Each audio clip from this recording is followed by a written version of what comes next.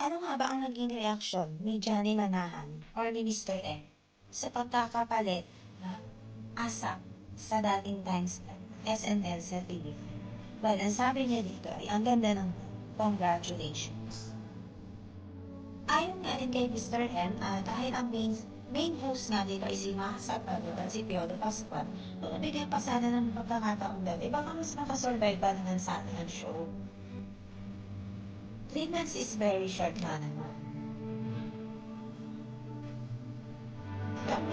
Tinitigan ng salita ng Mr. M sa kasunduan ng investigator ng TV5 ay palit ang asapan sa times na nainiwan ay magsinagsabi ng time sa kapalit siya. Ang masasabi sa Courtney, ang anak mo sa Courtney,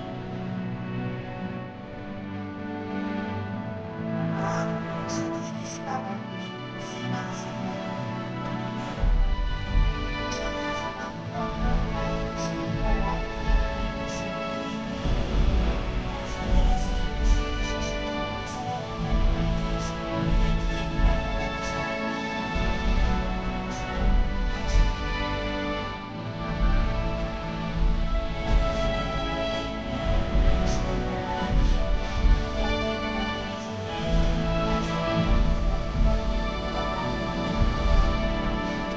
para sa amin, kanina.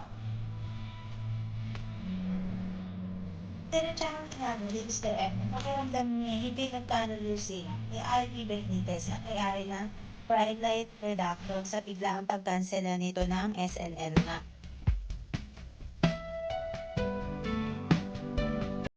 Umapila naman siya sa TV5 na bigyan ng SNL ng final episode para sana makapag-ubay man lang. Pero sabi rin ng kapatid management ay sorry nga, nabigay na namin sa iba.